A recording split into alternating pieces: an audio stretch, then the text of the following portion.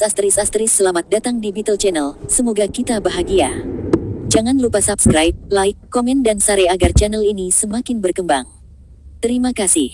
Novel Kemenangan Dalam Hidup, Bab 1921-1925. Bagaimana dia berani menculik Wendy? Jangan memfitnah saya dengan jahat. Masalah ini tidak ada hubungannya denganku. Kontras antara penjelasan Chuck saat ini yang dilanda kepanikan dengan kemarahannya yang disimulasikan sebelumnya begitu besar sehingga agak tak tertahankan. Jika bukan kamu, mengapa kamu membuat begitu banyak suara? Mata Jasper berubah muram, apakah klub 14 terlalu nyaman melakukan bisnis legal? Berapa banyak keterampilan yang Anda para gangster kekerasan harus mainkan dengan modal dan mencoba-coba bisnis?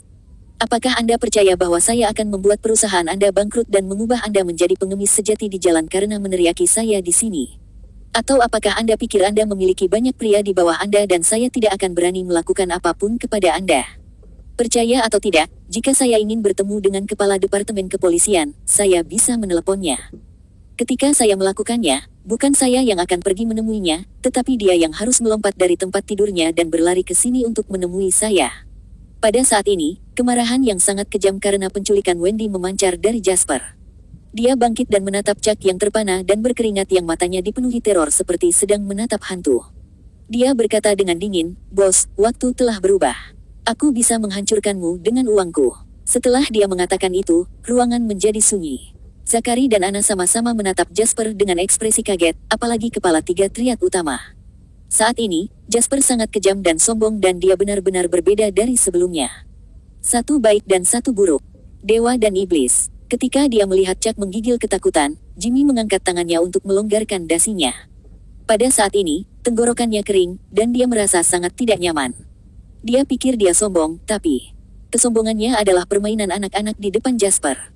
Jika Jasper sekarang sombong, maka Jimmy sama anggunnya dengan guru di sekolah. Sekarang setelah semuanya meningkat ke titik ini, Jimmy tahu bahwa situasinya tidak boleh dibiarkan memburuk. Saat ini, Jasper adalah singa yang hampir kehilangan akal karena marah. Jika mereka membuatnya marah lagi, singa ini akan benar-benar memakan mereka. Jangan khawatir Pak Lain, kami akan menangani ini. Tiga triad utama pasti akan menangani masalah ini dengan benar. Jimmy mengungkapkan pendiriannya.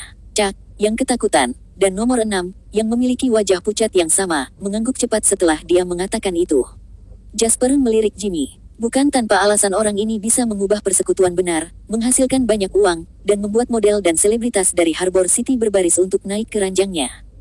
Chuck dan Number 6 tidak pernah bisa dibandingkan dengan visi dan tekad Jimmy.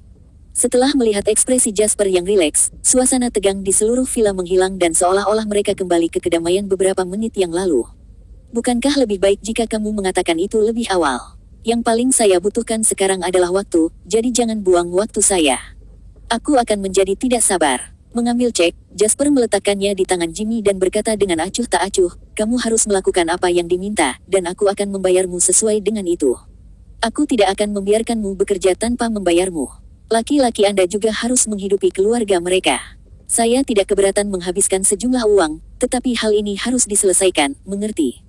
Dipahami. Anehnya, jawaban Chuck adalah yang paling keras. Setelah tiga triad utama pergi, Jasper menghela nafas. Kemudian, dia berbalik dan tersenyum pada Zachary. "Paman Lau, maaf untuk masalah kali ini." Zachary melambaikan tangannya dan tersenyum, "Kamu seharusnya tidak membicarakan ini denganku." "Sudah larut, Jasper. Anda dan orang-orang Anda harus tinggal di sini malam ini. Saya pikir dengan pencarian yang begitu intensif, harus ada berita besok. Kami akan membicarakannya ketika saatnya tiba." Setelah Zachary selesai berbicara, dia naik ke atas untuk beristirahat. "Kamu juga sibuk seharian ini. Apakah kamu tidak akan beristirahat?" Jasper memandang Anna dan bertanya. "Aku benar-benar iri pada Wendy. Mereka adalah satu-satunya yang tersisa dan Anna akhirnya membiarkan dirinya pergi." Dia duduk di sofa dengan dengungan ringan, memandang Jasper, dan berkata, "Lihat betapa cemasnya kamu. Kamu bahkan lebih khawatir daripada ketika kamu sendiri dalam masalah. Aku berutang terlalu banyak padanya." Setelah Jasper mengatakan ini, dia melihat bahwa mata Anna menjadi lebih berbahaya. Kemudian, dia segera menjawab, "Aku sedikit bingung, tapi itu pasti sama bagiku apakah itu kamu atau dia." "Apakah itu?" Anna bertanya sambil terkekeh. Jasper terdiam. Hal-hal manis semacam ini dari bajingan jelas tidak akan berhasil pada Anna. "Oke, aku bahkan tidak memintamu melakukan apapun. Kenapa kamu begitu gugup? Ana berkata dengan enteng, jika aku tidak mengajaknya kencan kali ini, para penculik tidak akan memiliki kesempatan yang baik untuk mengambil tindakan terhadapnya. Jadi, saya pikir itu ada hubungannya dengan saya, jika tidak, saya bahkan tidak akan peduli tentang kehidupan wanita itu. Di sisi lain, setelah kepala tiga triad utama meninggalkan villa, mereka saling memandang tetapi tidak mengatakan apa-apa. Kemudian, mereka masuk ke mobil masing-masing dan pergi. Meskipun tiga triad utama melakukan yang baik sekarang dan mereka tidak berjuang untuk wilayah seperti yang mereka lakukan di masa lalu, Harbor City begitu kecil dan tekanan kompetitif di sisi baik tidak jauh lebih sedikit daripada sisi buruk. Karena tempatnya yang sangat kecil, persaingan antar industri sangat ketat dan kejam. Oleh karena itu, bahkan tiga organisasi besar masih memiliki beberapa gesekan sampai sekarang. Pada saat ini, semua orang telah memanfaatkan tugas itu, dan tentu saja, sudah waktunya untuk kembali bekerja. Di dalam mobil Jimmy, Jimmy memberi perintah kepada orang kepercayaannya. Kembalilah dan minta anak laki-laki di triad untuk mencari cara menemukan orang-orang itu. Pemimpin cabang akan bertanggung jawab atas ini. Saya akan memberi hadiah kepada siapapun yang bisa memberi saya petunjuk $1 juta. Pada saat ini, orang kepercayaannya menjawab dengan hati-hati, "Bos, orang daratan itu terlalu sombong. Orang-orang yang kita temui sebelumnya tidak pernah begitu arogan." Jimmy melirik orang kepercayaannya dengan samar dan berkata, "Kamu juga bisa sombong jika kamu punya uang. Apakah seseorang bisa menjadi arogan tidak tergantung pada dari mana mereka berasal, tetapi pada seberapa banyak uang yang mereka miliki dan seberapa kuat mereka. Jika pengemudi Johnny memiliki kekayaan puluhan miliar, apakah Anda pikir saya akan berani memintanya mengemudi untuk saya? Aku akan mati-matian menyetir untuknya, mengerti?" Di mobil lain, Chuck mengatakan sesuatu yang mirip dengan Jimmy. "Bos, Phoenix tampaknya menjadi salah satu dari kita." Kata-kata orang kepercayaan itu membuat Chuck tercengang. Dia menoleh dan menatap orang kepercayaannya dengan mata yang sangat dingin. Kata-katanya sepertinya keluar melalui celah giginya. "Katakan padaku, ceritakan semuanya dan jangan lewatkan satu kata pun." Orang kepercayaan itu gemetar ketakutan dan menjawab dengan tergesa-gesa, "Bos, Anda tahu, saya keluar dari kota Troy. Phoenix dulu tinggal di jalan yang sama denganku. Sementara saya bertanggung jawab atas parkir, dia bertugas mengumpulkan biaya perlindungan dari 3 klub malam di sana. Kemudian, bos dia di bawah melarikan diri. Sejak itu, ia mengambil beberapa orang untuk mencari nafkah di One Area. Meskipun mereka menggunakan nama kami, pada dasarnya tidak ada kontak, jadi tidak banyak orang yang mengenalnya." Sudut mulut Chuck berkedut saat dia menamparkan pahanya. Dia meraung, berbalik segera dan kembali untuk melihat Jasper. Jasper tidak menyangka Chuck akan kembali secepat ini. Begitu dia selesai memberitahu Jasper situasinya, Anna yang duduk di sebelah Jasper menerima pesan dari polisi. Mereka menemukan Phoenix. Ini secara bersamaan menyampaikan berita baik yang menyegarkan Jasper. "Apakah Phoenix punya kerabat?" Jasper bertanya, menatap orang kepercayaan yang mengikuti Chuck dengan mata panas. Setelah memikirkan hal ini, dia menjawab, "Kudengar dia memiliki seorang adik laki-laki yang masih belajar. Bawa dia padaku." Kali ini, Chuck berbicara langsung tanpa Jasper memberikan perintahnya. Setelah memberi Chuck pandangan setuju, Jasper berdiri dan berkata, "Ayo pergi. Kita akan pergi ke tempat mereka bersembunyi dan menjemput Wendy." Ketika Jasper berjalan keluar dari villa, dia menyadari bahwa langit sudah cerah. "Sudah berapa lama sejak kasus penculikan itu?"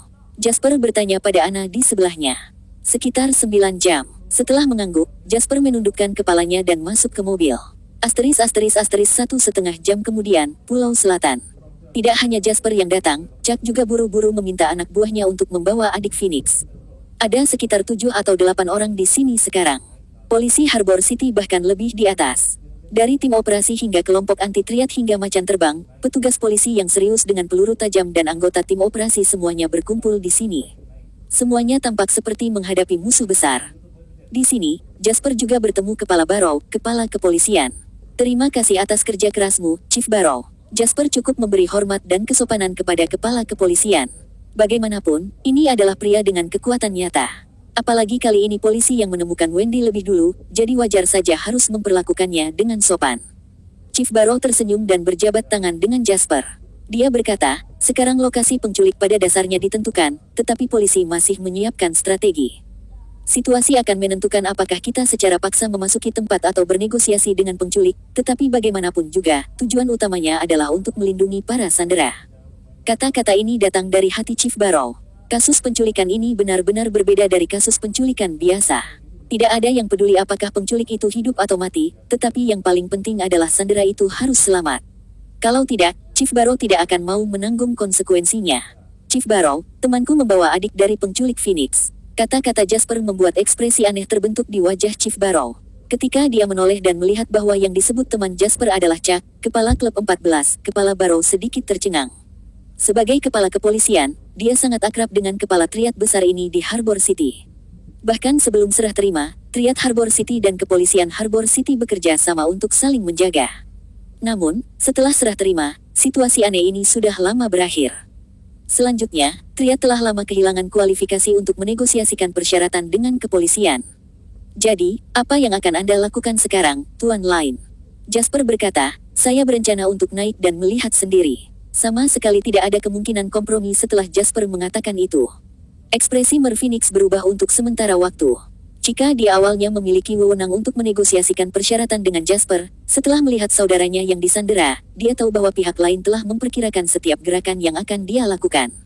Aku baru saja dipekerjakan untuk melakukan ini. Tolong jangan mempersulit saya, kata Tuan Phoenix kesakitan.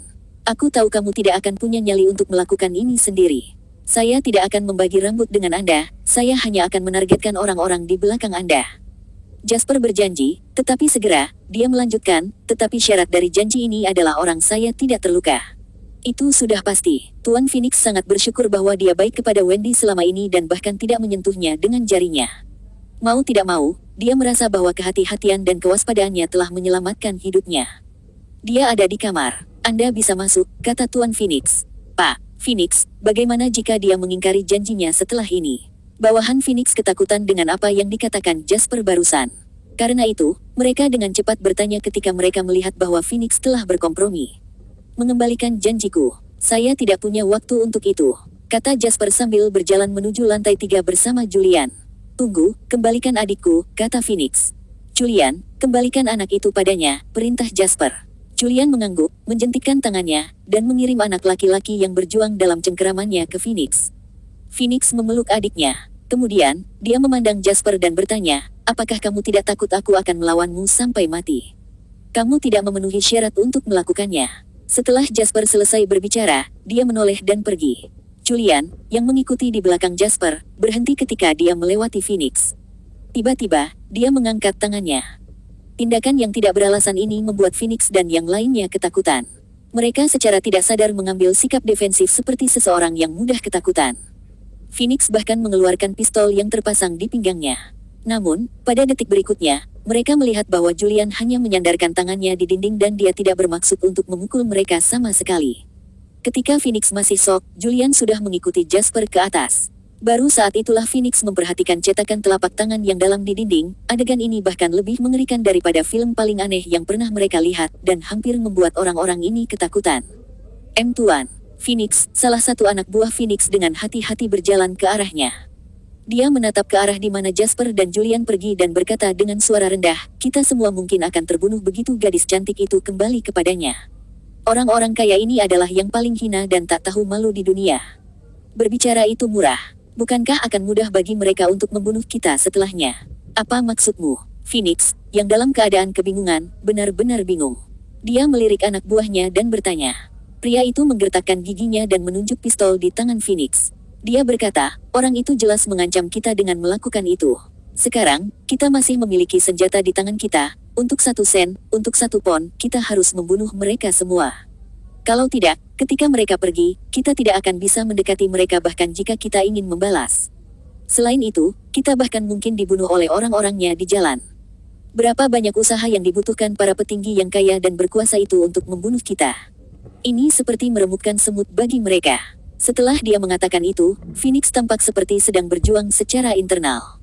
Matanya terus melirik pistol di tangannya, lalu ke arah yang ditinggalkan Jasper dan Julian. Dia merasa bahwa pilihan ini sangat sulit.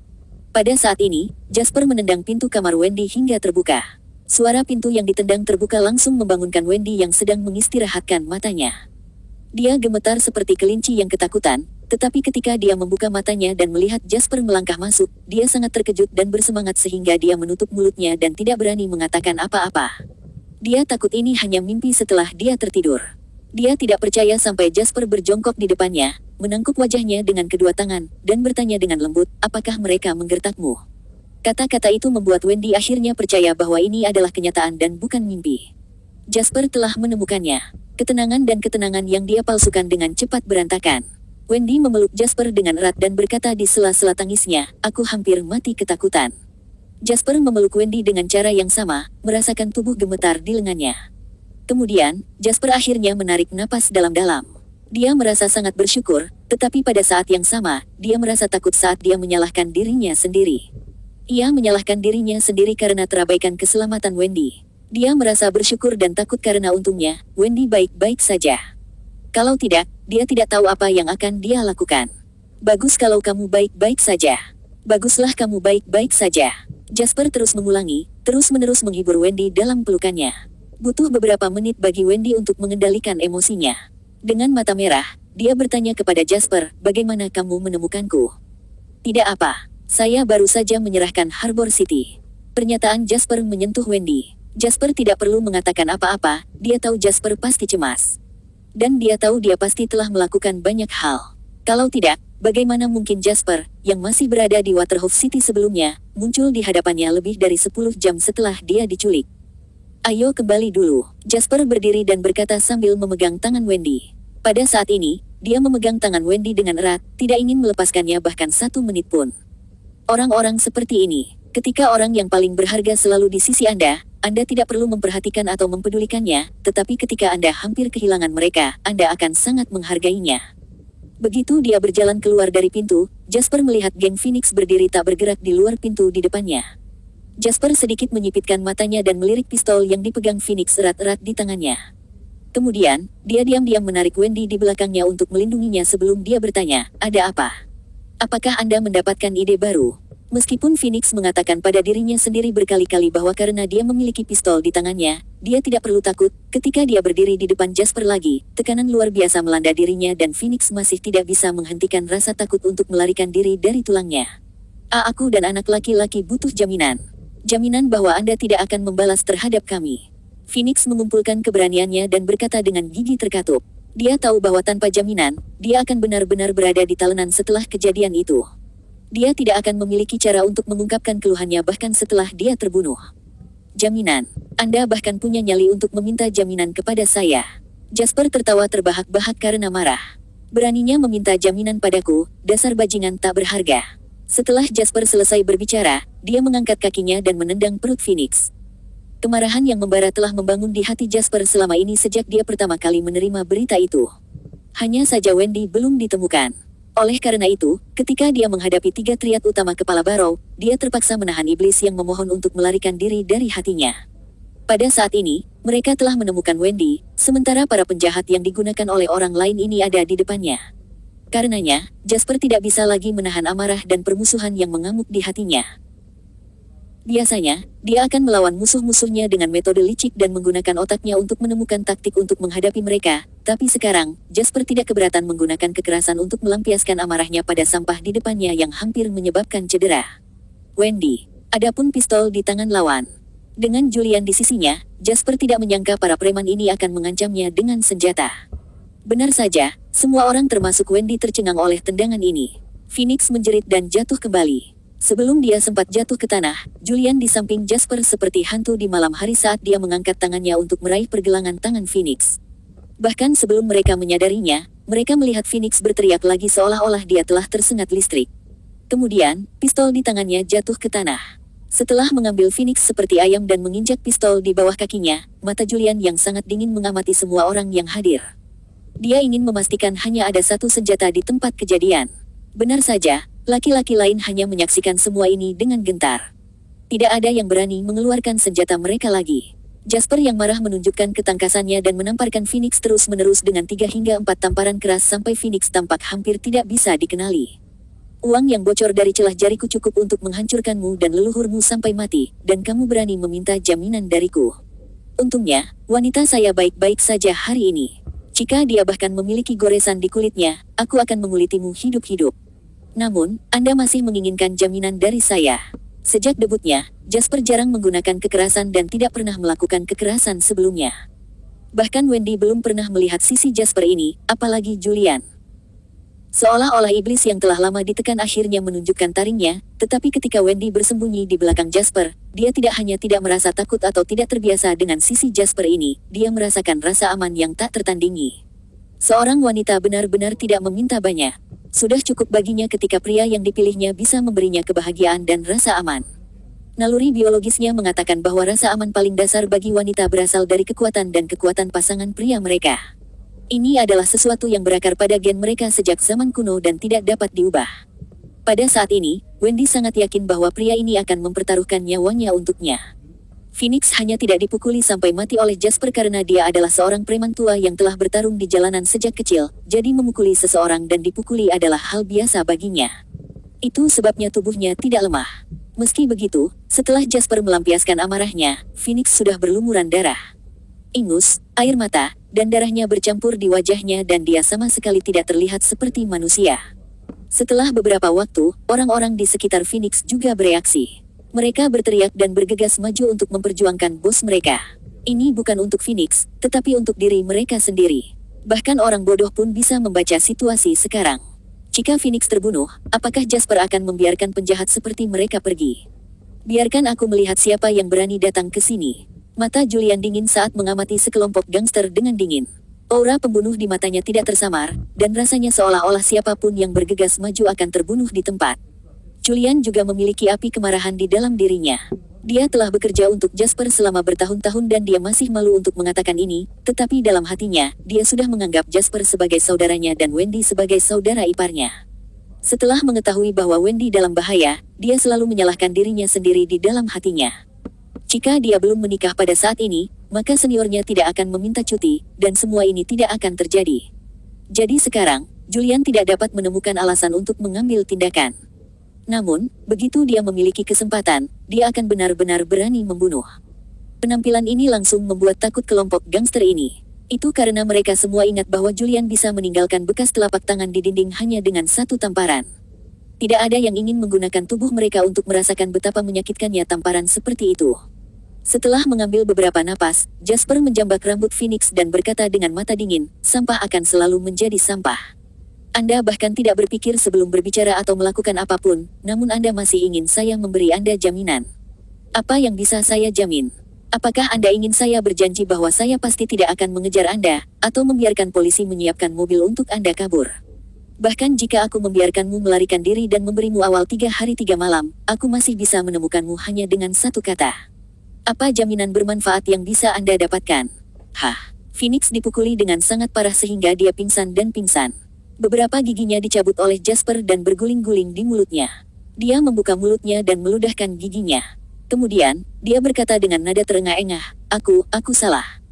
Tolong kasihanilah saudaraku. Saat Jasper hendak berbicara, telepon di saku Phoenix berdering. Jasper segera menyipitkan matanya. Itu orang yang menyuruhku melakukan ini. Phoenix telah mencapai pemahaman setelah dipukuli oleh Jasper. Pada saat ini, dia sudah kehilangan hak untuk menegosiasikan persyaratan dengan Jasper. Jika dia ingin hidup, dia hanya bisa bekerja sama dengan Jasper dengan patuh. Jadi, dia langsung mengaku. Dia tahu betul bahwa Jasper pasti sangat tertarik pada orang yang mengajarinya di balik layar. Jawab ini, katakan padanya semuanya baik-baik saja. Jasper memandang Phoenix dengan dingin dan berkata, jangan mempermainkanku, atau kamu akan mati dengan menyedihkan, percayalah padaku. Phoenix gemetar dan menjawab telepon dengan gemetar. Dia bahkan dengan bijaksana menempatkan panggilan pada speaker. Sebuah suara terdengar di ujung telepon. Apakah kamu masih aman? Kemarahan di mata Jasper meningkat ketika dia mendengar suara itu. Dia mengenali suara itu. Itu adalah Fabian. Benar saja, hanya bajingan ini yang bisa melakukan hal seperti ini. Phoenix melirik Jasper dengan hati-hati, lalu menjawab, ya, kita aman. Fabian jelas juga sangat waspada di ujung telepon. Dia segera menyadari bahwa ada sesuatu yang salah dengan suara Phoenix. Apa masalahnya? Kenapa suaramu seperti itu? Jiwa Phoenix hampir meninggalkan tubuhnya karena ketakutan. Di bawah mata dingin Jasper, dia bereaksi dengan akal dan buru-buru berkata, bos, aku terlalu banyak minum. Kamu memang orang bodoh yang tidak berguna. Anda masih minum saat ini. Harbor City akan segera terbalik, tahukah kamu itu?